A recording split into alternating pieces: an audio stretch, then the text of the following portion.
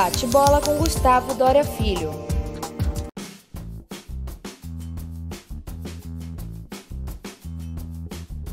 Como é que está o seguro de vida hoje? O que é que ele traz de diferente? O que a gente deve prestar mais atenção nesse seguro de vida, que nem necessariamente você não precisa estar morrendo para estar usando? Claro.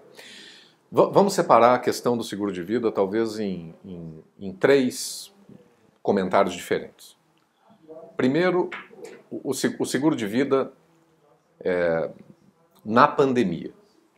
Então, já nos primeiros meses da pandemia, nós como mercado segurador, nós nos deparamos com um dilema. Porque do ponto de vista técnico, atos de guerra, terrorismo, pandemias, situações de força maior, não teriam cobertura. Não teriam cobertura. Representam risco excluído.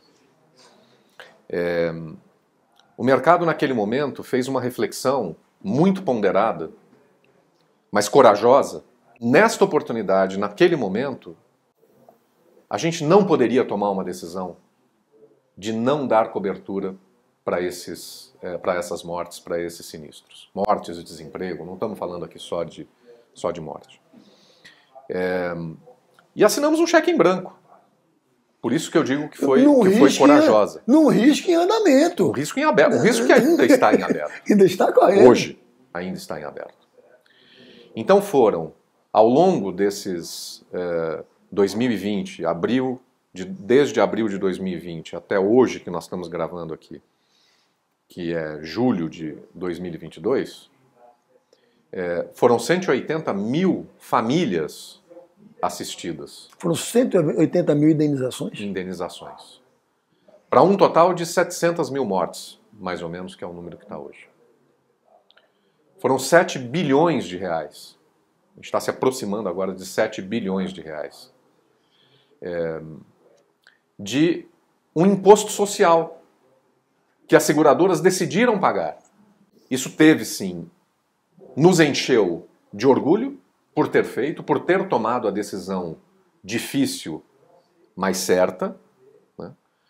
Encheu os nossos funcionários de orgulho por nós termos tido essa postura. Estou falando como mercado segurador. Não estou falando com o chapéu de Zurich somente aqui. Estou falando com o chapéu de mercado segurador, como indústria.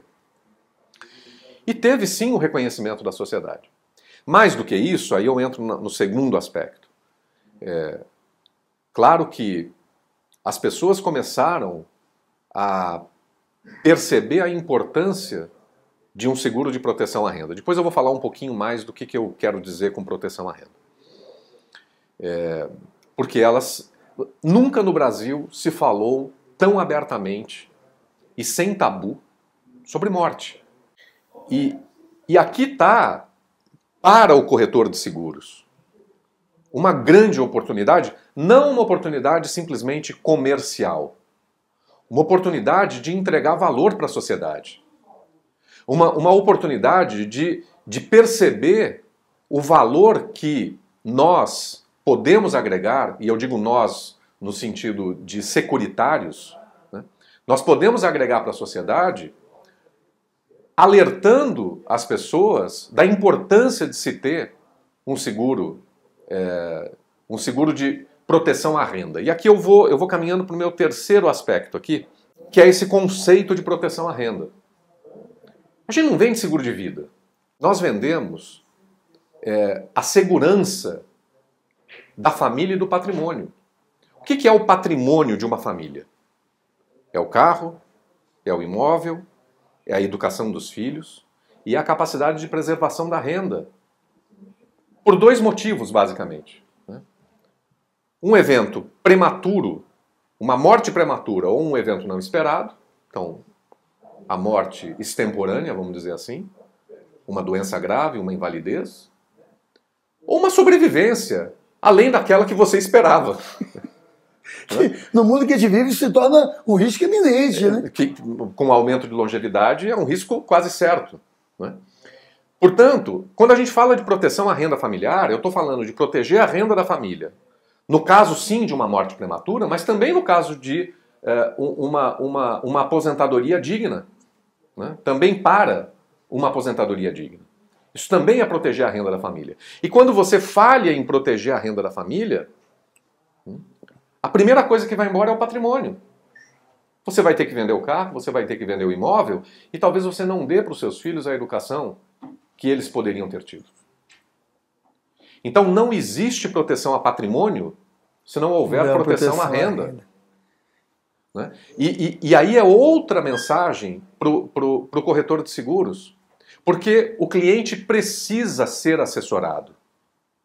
O cliente precisa de um especialista em risco para dizer para ele qual é o melhor desenho da cobertura securitária que ele precisa. E para isso estamos, corretores e seguradores. A pandemia não mudou o mundo. A pandemia acelerou algumas tendências que já estavam aí. Bate-bola com Gustavo Doria Filho.